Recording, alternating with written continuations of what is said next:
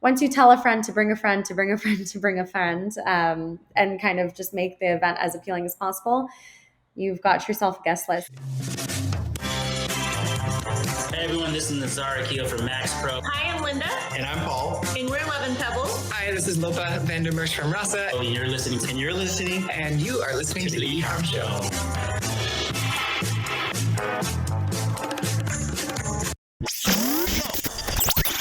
Welcome to the E-Comm Show, presented by BlueTuskr, the #1 place to hear the inside scoop from other e-commerce experts, where they share their secrets on how they scaled their business and are now living the dream. Now, here is your host, Andrew Maff. Hello, everyone, and welcome to another episode of the E-Comm Show. I'm your host, Andrew Maff, and today I'm joined by the amazing Joline Nehoray of Beverly Hills Lingerie. Joline, how are you doing? Ready for a good show? Thank you so much for having me, Andrew. Doing well. Sun is finally back out in LA this weekend and this week. So excited to chat with you. Excited to be here. Thank you for having me.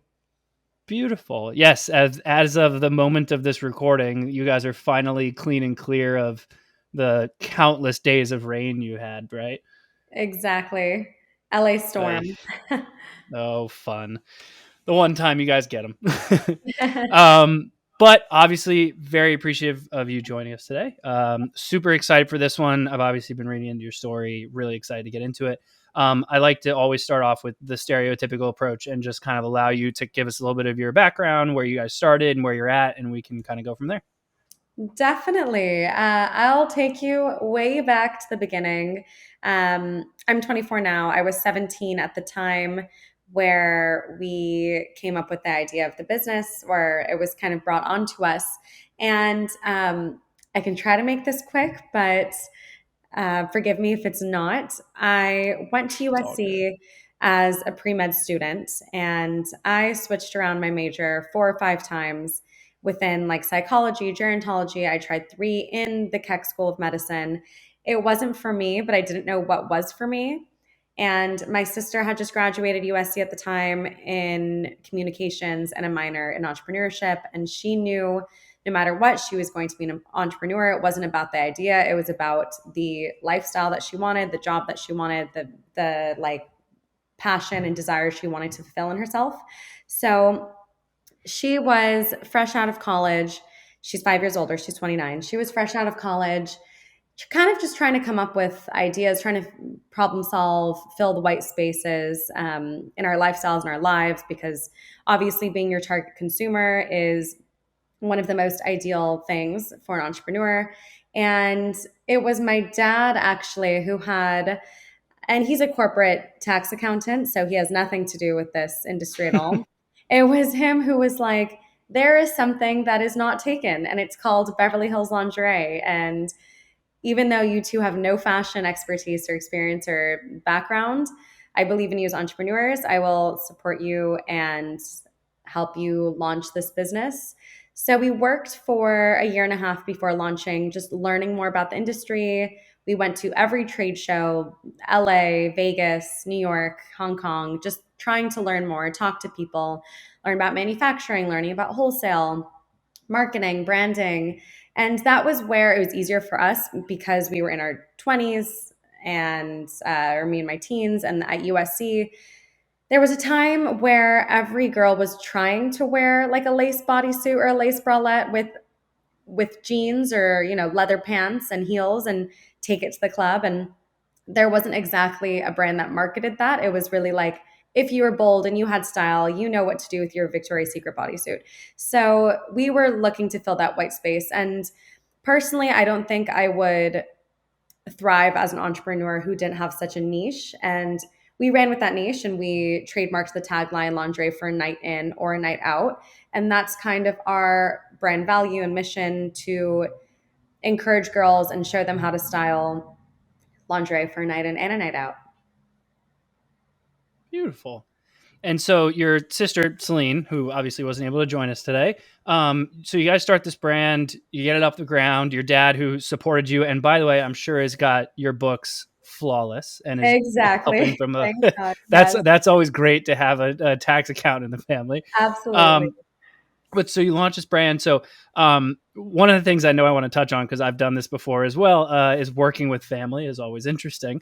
What is it like working with your sister, and how have you kind of delegated roles? Who kind of oversees what? Totally. Two parts to that. The first part I would say really quickly is that delegating roles became very, very natural for us. It was kind of just like strengths and weaknesses, and whoever kind of took over a task first. And it was so natural the way it came about.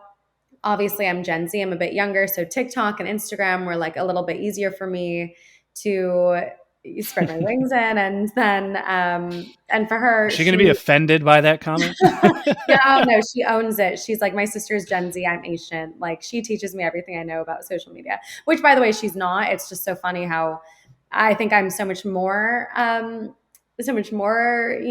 with it. So that's where that came about. And she naturally, when I was still at USC, naturally, she was kind of doing the legal stuff, setting up the business and meeting with lawyers and all that stuff. So that was more her realm. In terms of working together, it's definitely not easy, and it requires effort, just like any relationship. And I say that I just got married, and I say that the same in a marriage or a friendship or whatever relationship that you care about. It takes effort, and I count that as a full-time job. I count my marriage as a full-time job. I count my relationship with my sister as a full-time job in our full-time job. So we learned a lot about each other. We started as best friends. We would, do anything for each other. The thing that I think was most important for us, and still is the most important key element in being good business partners, is knowing our sisterhood like supersedes all. It's kind of superior to anything money related, or I'd have to say business related, because family is all you have. And we knew that going into it. And I think that was the only reason that my parents and my dad especially was comfortable letting us do this together. Going to business with your family, I think the relationship is the most important thing to have first, the foundation, and then to start a business. And I'm around a lot of sibling entrepreneurs in LA, and a lot of them kind of think that the relationship will be formed or even solved while working together, but that doesn't even make sense, because there's not that much time to start the foundation of a relationship while working. But definitely the effort is daily maintenance. Yeah. So you mentioned, you being on the Gen Z side, you've got the TikTok, Instagram side of stuff down. So is most of your role primarily on the marketing side and her role primarily on the operational side, or is there still kind of some overlap? There's still so much overlap, which I really like at the moment. I don't know when that's going to change, but I really like that in our fourth year of business, we're still running things by each other, doing things together, getting ideas and collaborating together.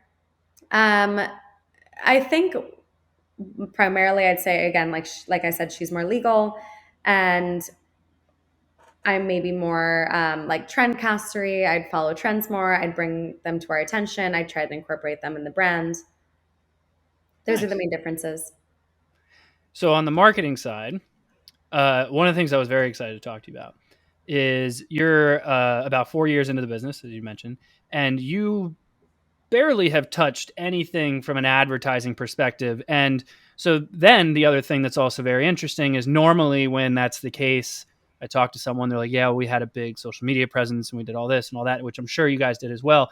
But you took more of a different, like, offline guerrilla approach of actually going to events and clubs and stuff within the LA area. Am I right? Exactly. Yes.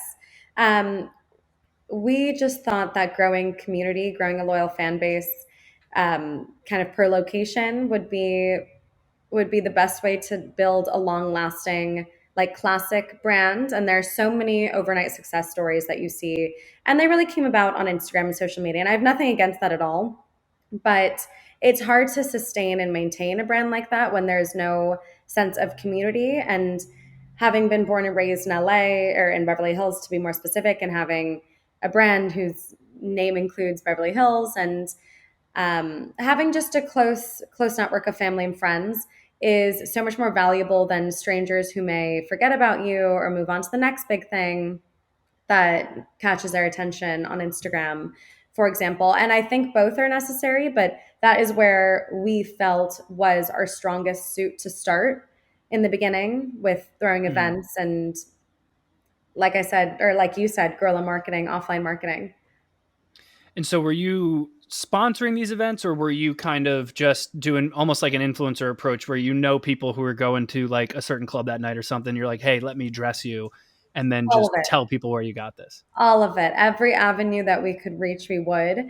A lot of it was hosting events. NARS makeup brands, they have a boutique on Melrose Avenue. They invited us to do like a holiday pop-up there, same as Bash from Paris. They're on Beverly Drive in Beverly Hills, have invited us to do like Valentine's pop-ups there. When we were launching into Fred Siegel on Sunset Boulevard in West Hollywood, we had the idea to throw a party there and get DJ, have, our network of F&B sponsors host as well. And we had an awesome guest list. BFA covered images. The influencers were able to take anything off the rack and dress themselves and take it home as a gift. So that was like one idea. And things like that were actually really helpful for us, really beneficial for us in the beginning. And they still are, but some things that I think some entrepreneurs or brand owners will kind of wait to do.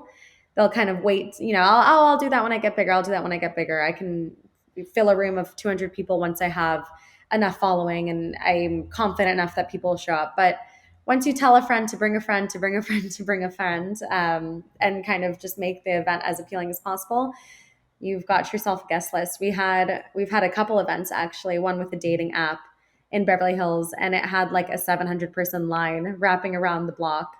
And another event, actually, it was Valentine's Day. We rented out a really hot club from France that opened up in West Hollywood. There were like 550 people waiting outside or something. I mean, these are the things that we love about the brand and being our own target consumer and being young, sisters. So we also, again, to another note, actually, we'd like to be the face of the brand. We like to be the narrative. The whole sister founder story, I think, is really rare and special. Yeah. Your approach is very, it's very commendable. You find a lot of people that, primarily sell online. They launch a product and they usually revert immediately to social media, paid advertising, SEO, like one of the traditional approaches. And in my opinion, it's because they're partially afraid of what the market's going to say and they want to be able to hide if it fails. Totally. Whether that's true or not, it could just be my horrible opinion on it. But at the same time, you guys went out there and you immediately put your face to the brand and immediately started like, this product is mine. I'd like you to wear it, and really started pushing it before you even did more of the traditional type of, approach of a lot of the stuff I had mentioned, which is awesome. And so you had also mentioned, that you guys are just now kind of diving into a little bit of paid ads. What have you started to map out what your marketing approach is going to be from more of a traditional, like digital side to get more awareness outside of LA? Totally. And we have dabbled with digital ads, actually. I'll give you our whole experience with it. We, at the second year of our business, we wanted to hire an agency to handle these things. At first, we were able to do small little amounts on Shopify. Shopify is awesome for marketing. They'll allow you to with credit card details, just start a campaign on Google Ads, Pinterest, Facebook, even Instagram. It was really easy to boost posts at that time in like 2018, 2019. And once we started going out interviewing agencies to hire, it didn't feel that different from doing the marketing yourself. Once you learn how to use Facebook Manager, Ads Manager, it didn't feel too different.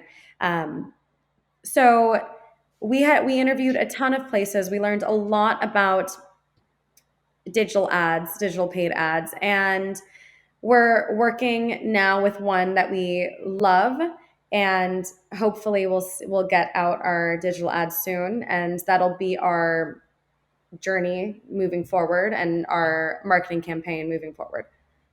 Nice. Have you considered going in like the influencer direction? We did actually. That was with in combination with events, with Mhm. offline marketing, whatever else we did. That was something we did a lot. But something interesting also, now that we're touching on influencers, when we had a whole network of influencers, social media stars in LA, we were like, why would we ship to every single one of them just to have a story tag? Because it wasn't like we could use the content. As we're a lingerie company, we weren't really happy with a lot of the content they would produce, and we couldn't really use it. And we have the same problem with UGC. So Hmm. we were like, why don't we have events? We're going to get the same amount of story tags, if not plenty more, than we would gift to these girls. So that was another thing which I forgot to touch on about the events. We had so many photo moments, so many story tags, so much social media like business and presence, and at that time. So that was really helpful. What was I'm forgetting your question that I'm supposed to be No, answering. it's actually a really good point. I didn't even think about it. I mean, you live in the influencer marketing capital of the world, I assume. And so Right. I think so to ship it out, it actually, I guess that's kind of a good point. It's like, why go to them if you can just have them come to you? So I guess that Totally. makes a lot of sense. Why ship it out? Because the only thing we wanted was a story tag. And I know some other brands, they Yeah. love influencer content. I mean, I loved UGC as well. But why not, and have these amazing photo moments, and then have an even cooler story to show when they're posting and tagging the sister founders, and it's at this really cool nightclub, and it's for Valentine's Day, and the mood, you Yeah. really feel like you grasp the brand theme better in those photos than you would in just a basic unboxing or something like that. It's a very good point. One of the things I was interested about, because it's always interesting when I speak to an entrepreneur that's younger. Your sister's a little closer to my age. You're a little younger. What do you think the goal is with the business? Do you guys have a plan of like, one day we want to exit it, or is the thought of just like, we're just going to take this thing as far as it can go? Have you had That is that it. conversation yet? Yes, that's definitely the idea, just to take it as far as we can go, um, where we see fit. And the laundry industry is a classic, of course. It's a $40 billion industry annually, so it's not going anywhere. Like, people aren't going to stop needing underwear at some point, or stop wearing these kinds of things. It's just a closet staple. So Mm-hmm. we'll just take it as far as we can. I'm hoping to be global in retail stores, so tons of people can discover our products. And I also think that there's a big gap in the lingerie industry of trendy, cool, sexy, but also affordable, because there's your La Perla and Asian Provocateur, but their robes run up to like $1,500, for example. And then there are some that It's are crazy. just, right, totally. And then there are just some that are, of course, lower quality, but lower price points, and maybe a bit trashy. And there's some girls that want the affordable luxury and want to feel sexy and classy in their items, but don't know where to go. And we're hoping to fill that white space. And we just had actually a distributor tell us that they felt the same about our brand, and how they have Calvin Klein and Fleur du Mal and some of these other big brands, but they don't fill the white space that we're necessarily trying to fill. How many retail stores are you in right now? Right now, we're just on some global online platforms, hoping to expand into more. I think we're on like 7 or 8, and we drop Okay. ship them. Well, that makes sense. Have you thought about what that business model looks like if you go retail versus if you stay more D2C like you are now? Yes, and I think lingerie is such an intimate purchase. It's very emotional. People love feeling it, feeling the quality, feeling the fabric, the material, because it's so close to their body. And this is what I've heard from several consumers as well. So I think retail is always a good route for our industry, for our brand. But I don't think D2C shopping is going anywhere. So just hoping to hit and stay at all avenues that we can, all Yeah. channels. The only thing It, that I it, don't think we'll ever do is open our own brick and mortar store. you don't think you'll do it? I don't think we would do that. Yeah. have you done, I guess technically your events are kind of like pop-up-esque, right? So do you Yes, and we consider sell a lot. those are your pop-ups? Totally. We sell a lot at those events as well. Yeah. And, your response on why you would go to retail, it makes a lot of sense. I never thought of it that way. I know every time I talk to someone about going to retail, it's a different beast. It's a different ball game of how you got to get people to the stores. And if they don't rebuy, it becomes a whole problem. And then just finding a good distributor is a whole nightmare. D2C tends to be a little bit easier, but similar to, like I had said before, is like, you tend to get the e-commerce sellers that like to just hide behind their computers and sell stuff all day. Totally. So and I would imagine I know in apparel, this is the case. In lingerie specifically, I'm not sure, but like you would probably have less returns retail than you would D2C, right? I agree. Totally. Yeah. Once they try it on and feel it, I mean, there's no point to come back and return it if you've tried it on, you liked enough to buy it. So that's a good point. Good point. Yeah. What about like the marketplaces for apparel? It's always a very interesting question. Like, would you bother going the Amazon route? I would assume not like the Walmart route, but like any other like type of marketplace where, it tends to be, the niche products aren't exactly always as available. Totally. I wouldn't mind making a sub collection for these big retailers. Actually, I think Target would love something like this. Just like affordable luxury, which is how we brand it. It would be definitely like a sub collection. But yeah, definitely even something for Amazon, and selling on Amazon doesn't hurt at all. Nice. That would be very interesting. It's always, your category. I've had a couple people on the show where it's like, it's underwear. We've had like sex toys before. We've had like, it's the different sides of things where it's like, you're in that weird, you could go the direct D2C route. You could go retail. It's sometimes there's platforms that don't let you on there. And sometimes there's others where you're supposed to be on there and you shouldn't need to be. Like, it's a very interesting, it's a very interesting niche that you guys have started to carve out. But I know you're super busy. Joline, thank you so much for being on the show. Obviously, please send Celine our regards. We're bummed that we couldn't have the duo.